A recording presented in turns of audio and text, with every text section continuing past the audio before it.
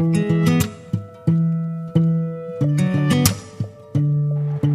morning everyone. This is Anita Gupta. Welcome back to my channel. आज हमारा topic है class 5th social studies का parallels in meridian.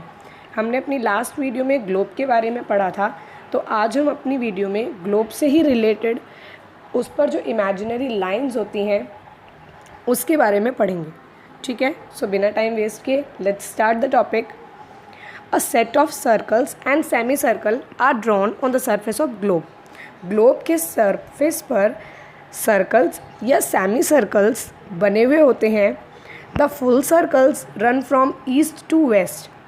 They are called lines of latitude.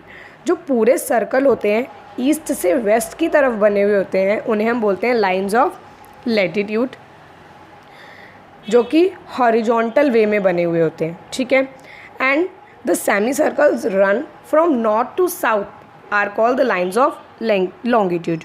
और जो semicircles होते हैं नॉर्थ से साउथ की तरफ उन्हें हम बोलते हैं लाइन्स ऑफ लॉन्गिट्यूड, जो कि वर्टिकल फॉर्म में होती हैं. ठीक है, अब हम बात करते हैं लाइन्स ऑफ लैटिट्यूड की. The lines of latitude are also called the lines of parallel. इन्हें हम लाइन्स ऑफ पैरेलल भी बोलते हैं क्योंकि ये एक दूसरे के पैरेलल होती हैं और इक्वल डिस्टेंस पर होती हैं. They neither touch nor cut any other parallel. ये एक दूसरे को कभी टच नहीं करती और ना ही एक दूसरे को कभी कट करती हैं. The circle running exactly between the mid way north and the south pole. South pole और नॉर्थ पोल्स अगर हम बात करें तो उन दोनों पोल्स के बिल्कुल सेंटर में, या हम ऐसे भी इसको समझ सकते हैं कि हमारी अर्थ के बिल्कुल सेंटर से जो सर्कल होकर के जा रहा होता है वो सबसे लार्जेस्ट सर्कल होता है, जो कि हमारी अर्थ को दो पार्ट्स में डिवाइड करता है, जिसे हम इक्वेटर भी बोलते हैं. जो दो पार्ट्स डिवाइड होते हैं, इक्वेटर के ऊपर वाला नॉर्थन हाफ जो होता है उसको हम नॉर्दर्न हेमिस्फीयर बोलते हैं, एंड इक्वेटर के नीचे मतलब साउथ वाला जो पार्ट होता है उसको हम साउदर्न हेमिस्फीयर बोलते हैं. लाइन्स ऑफ पैरेलल जो होती हैं ये एक दूसरे को इंटरसेक्ट नहीं करती, इसीलिए यहाँ पर ये इक्वल अर्थ को दो पार्ट्स में डिवाइड करता है, कोई और पार्ट नहीं है. ठीक है, अब नॉर्थन हेमिस्फीयर जो होता है उसमें ज़्यादातर लैंड मासेस होते हैं, मतलब ज़मीन के टुकड़े होते हैं, इसीलिए नॉर्थन हेमिस्फीयर को लैंड हेमिस्फीयर भी बोला जाता है. वहीं हम बात करें साउदर्न हेमिस्फीयर की तो वहाँ पर आपको ज़्यादातर ओशियंस या सीज़ देखने को मिलेंगे, इसलिए ओशियन हेमिस्फीयर को वाटर हेमिस्फीयर भी साउदर्न हेमिस्फीयर को वाटर हेमिस्फीयर भी बोला जाता है. अब हम बात करते हैं कि ये लाइंस ऑफ पैरेलल्स होती हैं या जो लैटिट्यूड्स होती हैं वो कितनी होती हैं, तो ये होती हैं 181 टोटल, 90 नॉर्थ में और 90 साउथ में, और एक हमारा जो बीच का इक्वेटर, मतलब एक इक्वेटर के ऊपर 90, इक्वेटर के नीचे 90, तो 90 प्लस 1 181 टोटल हमारी लेटिट्यूड्स होती हैं. हम इक्वेटर से अगर स्टार्ट करते हैं तो इक्वेटर को हम मार्क करते हैं 0 डिग्री, और जैसे जैसे हम ऊपर नॉर्थ पोल की तरफ जाते हैं या नीचे साउथ पोल की तरफ जाते हैं तो ये 0 से 90 तक जो काउंटिंग है वो बढ़ती जाती है. हमारा नॉर्थ पोल 90 डिग्री कहलाता है और साउथ पोल भी 90 डिग्री, बस फ़र्क आता है डायरेक्शन का. तो डायरेक्शन के लिए हम N मतलब नॉर्थ और S मतलब साउथ यूज़ करते हैं. ठीक है, जैसा कि अभी हमने पढ़ा कि हमारी जो ये north 90 degree, north pole, south pole 90 degree, equator 0 degree. Equator से हम ऊपर जाएंगे तो 0 से आगे बढ़ जाएगा नंबर, मतलब वो काउंट बढ़ता जाता है, 90 तक जाता है. ठीक है, और N और S as per their location हम मार्क करते हैं. अब हम बात करते हैं कुछ एक इम्पॉर्टेंट लैटिट्यूड्स की. आप फिगर में देख रहे होंगे जो सबसे इम्पॉर्टेंट पैरेलल्स हैं वो है सबसे पहला इक्वेटर. आप देख रहे हो बिल्कुल मिड में एक स्ट्रेट लाइन जा रही है और वहाँ पर मैंने 0 डिग्री मार्क किया हुआ है, ये है हमारा इक्वेटर.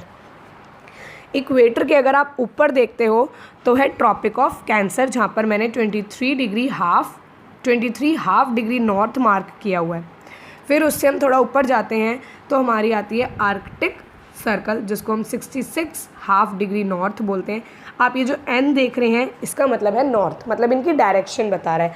और लास्ट में हम देखेंगे 90 डिग्री एन, मतलब वो है हमारा नॉर्थ पोल। इक्वेटर के नीचे हम अगर आते हैं तो हमारा ट्रॉपिक ऑफ कैंसर है, फिर अंटार्कटिक सर्कल है, और फिर 90 डिग्री एस मतलब साउथ पोल। तो ये पांचों हमारी सबसे इम्पॉर्टेंट पैरेलल्स मानी जाती हैं। ठीक है, आई थिंक लैटिट्यूड्स आपको अच्छे समझ में आई होंगी। आगे बढ़ते हैं लाइंस ऑफ लॉन्गिट्यूड के बारे में। The lines of longitude also called the meridians. हम लाइंस ऑफ लॉन्गिट्यूड को मेरिडियन भी बोलते हैं। इन सभी की लेंथ हमेशा इक्वल होती है, बराबर होती है, और ये सारी जाकर के पोल्स पर मिलती हैं।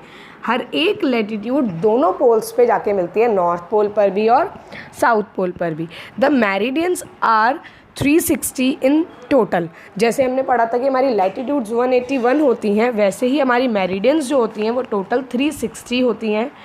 180 ईस्ट में होती हैं और 180 वेस्ट में होती हैं चीफ मेरिडियन के। जैसे इक्वेटर होता है लैटिट्यूड में, वैसे ही लॉन्गिट्यूड्स में चीफ मेरिडियन होते हैं, जिसे हम ग्रीनविच मेरिडियन 0 डिग्री भी बोलते हैं। वो बिल्कुल सेंटर में होती है, जो कि हमारी अर्थ को ईस्टर्न हेमिस्फीयर और वेस्टर्न हेमिस्फीयर में डिवाइड करती है। ठीक है, इसको हम प्राइम मेरिडियन भी बोलते हैं। हमारी लाइंस ऑफ लॉन्गिट्यूड के बीच में जो डिस्टेंस होता है वो इक्वेटर के पास मैक्सिमम होता है, और जैसे जैसे ये लॉन्गिट्यूड्स हम पोल्स की तरफ पहुंचते हैं तो इनके बीच का जो डिस्टेंस है वो डिक्रीज़ होने लगता है। क्यों? क्योंकि अगर आप इमेजिन करो कि एक सेमी सर्कल अगर हम ड्रॉ करेंगे पोल्स से, हम एक पोल से लेकर आकर के दूसरे पोल पे मिलाएंगे, वहीं इस साइड से मिलाएंगे तो कुछ एक जैसे हमारी आईज़ होती हैं कुछ इस टाइप की शेप बनेगी वर्टिकल फॉर्म में। ठीक है, तो दोनों जो एंड पॉइंट्स होंगे वो आपस में मिल जाएंगे। तो मिलने का मतलब यही है ना कि जब हम एंड पॉइंट्स तक जा रहे हैं तो उनका डिस्टेंस क्या हो रहा है? कम हो रहा है, और मिड में बीच में इनका डिस्टेंस मैक्सिमम होता है।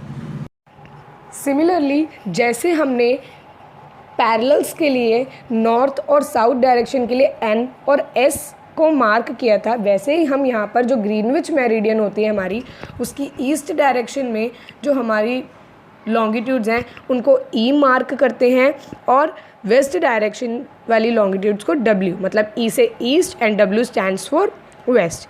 ठीक है, प्राइम मेरिडियन जो होती है हमारी, वही Greenwich meridian prime meridian same है, उसको हम इंटरनेशनल स्टैंडर्ड टाइम कैलकुलेट करने के लिए भी यूज़ करते हैं। आप अपनी आगे क्लासेस में पढ़ेंगे कि किस तरीके से प्राइम मेरिडियन का हम यूज़ करते हैं टाइम को कैलकुलेट करने के लिए। अब हम बात करते हैं कि हमारी लॉन्गिट्यूड्स और लैटिट्यूड हमारे क्या यूज़फुल हैं, ये ग्लोब के ऊपर क्यों बनाई गई है। अब आप सोचोगे मैम क्यों पढ़ा रहे हो इतना कुछ, क्यों ये बनाई गई हैं लाइंस? तो ये सबसे पहले तो हमारी हेल्प करती हैं कोई भी जगह लोकेट करने के लिए। अगर एक ग्लोब आपको ऐसे ही दे दिया जाए और आपको बोला जाए कि इस पर एक प्लेस ढूंढो, मान लो मैं आपको बोल रही हूँ कि ग्लोब पर अफ्रीका ढूंढो, आपको कोई लोकेशन नहीं पता तो आप उसको ढूंढ नहीं पाओगे, बहुत डिफ़िकल्ट हो जाता है ढूंढना। ठीक है, तो इसीलिए लॉन्गिट्यूड्स और लैटिट्यूड्स हमारी हेल्प करती हैं कि हम किसी भी जगह को आसानी से ढूंढ सकते हैं। लॉन्गिट्यूड्स वर्टिकल होती हैं एंड लैटिट्यूड्स हॉरिजॉन्टल होती हैं, तो ये आपस में एक दूसरे को इंटरसेक्ट करती हैं और एक ग्रिड फॉर्म करती हैं। ग्रिड मतलब एक जाल जैसा बना देती हैं। ठीक है, और अगर हमें कोई भी जगह ढूंढनी है और हमें उसका ग्रिड पता है तो हम उसको आसानी से लोकेट कर सकते हैं। ठीक है, longitudes help us to calculate time at a place. किसी भी जगह का टाइम लोकेट करना है, अगर हमें पता लगाना है, कैलकुलेट करना है, तो हम लॉन्गिट्यूड्स की मदद से पता लगा सकते हैं। हर एक लॉन्गिट्यूड के बीच का जो डिस्टेंस होता है वहाँ पर 4 मिनट का अंतर आ जाता है टाइम में। जैसे मान लीजिए एक प्लेस है कोई, वो एक लॉन्गिट्यूड पर है और उसकी जो नेक्स्ट लॉन्गिट्यूड पर है, उन दोनों प्लेसेस के अगर आप टाइम को मैच करेंगे, आपस में कंपेयर करेंगे, तो वहाँ पर 4 मिनट्स का डिफरेंस आता है। ठीक है, तो लॉन्गिट्यूड्स की वजह से ही हमारे जगहों पे जो टाइम होता है उसमें भी चेंजेस आते हैं, और वो हम कैलकुलेट कर सकते हैं with the help of longitudes. I hope आपको ये अच्छे से समझ में आया होगा टॉपिक। इससे रिलेटेड वीडियो आपको पहले भी हम वेबसाइट पर आपको मिल चुकी है, बट स्टिल मैंने ये दोबारा से आपको समझाया है। आई होप अब अच्छे से क्लियर हो गया होगा। हम अपनी नेक्स्ट वीडियो में नए टॉपिक के साथ मिलेंगे, जो कि हमारा होगा मैप का, कि मैप हमारे लिए कैसे यूज़फुल होते हैं। ओके, तो इस टॉपिक से रिलेटेड वर्कशीट एज़ यूजुअल आपको आपके स्कूल वेबसाइट पर मिल जाएगी। मिलते हैं अपने नेक्स्ट वीडियो में नए टॉपिक के साथ। Till then have a good day. Thank you.